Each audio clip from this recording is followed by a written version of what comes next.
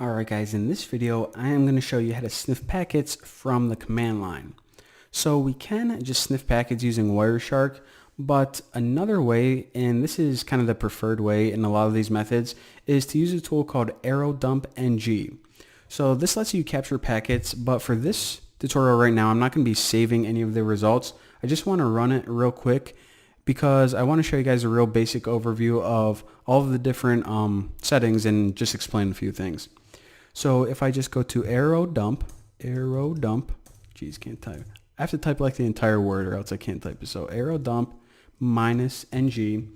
Then right after this, you just type what interface do you want to listen from. So WLAN 1mon, that was our monitoring one, and hit enter. So since we didn't specify any other settings, it's just going to look for any Wi-Fi access point in my area. And also, whenever I turn on my device, you guys are going to see that it pops up down below. All right, so I was just playing around with my tablet. Probably should have mentioned that. So around my area, I live in a pretty small town, if you guys can't tell. We are seeing one network. It's called Bucky's Wi-Fi. So in these top sections right here, these are all of your networks, all of the access points. So this is my neighbors that just popped up right here, this Belkin 5C, and I believe this is one of her devices down here.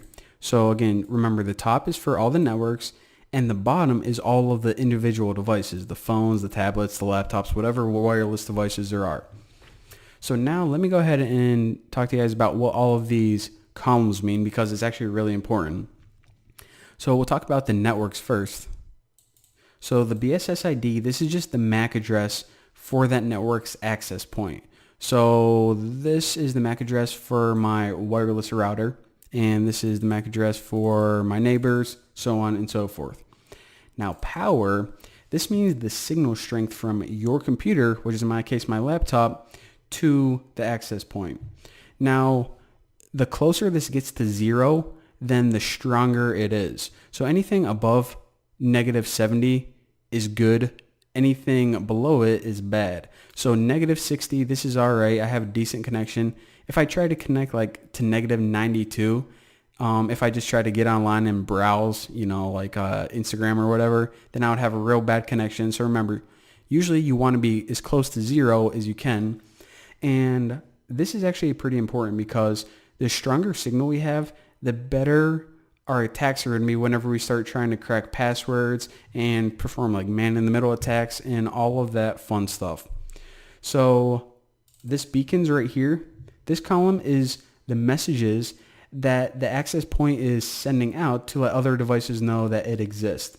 So all the time your wireless router is like, hey, I'm a Wi-Fi router. Someone connect to me. Hey, I'm a Wi-Fi router. And it does it several times per second. So again, these are just the signals to letting other devices know, hey, I'm an access point, you can connect me. This data right here, this is the number of packets sniffed. So on my network, I think Amazon is still sending me packets, even though I went to that site like, a minute ago. So this is the number of packets that we collected from that network. This number per second is just the number of packets it sniffed in the last 10 seconds, and it's just for statistical analysis. This channel right here, different access points can broadcast on different channels, and they do this so they don't interfere with each other. So basically, whenever they broadcast on different channels, me and my neighbor, and even, if I had a roommate was living in an apartment, we could all have our own access points, and they could broadcast without causing a whole bunch of problems. Pretty sweet. So this MB right here, this is just your speed. ENC, this is just the encryption type. I'm sure you guys are familiar with this. So right now I'm using WPA encryption, so that's why everything looks scrambled. This network is actually open, so you never want to connect to an open network. It's incredibly insecure. So yeah, so that's just the encryption type. We'll talk more about those later on. The cipher is the cipher used to decrypt the packets, and if you don't know what that means, we'll understand it more whenever we learn about encryption. This is the type of authentication, and PSK means pre-shared key.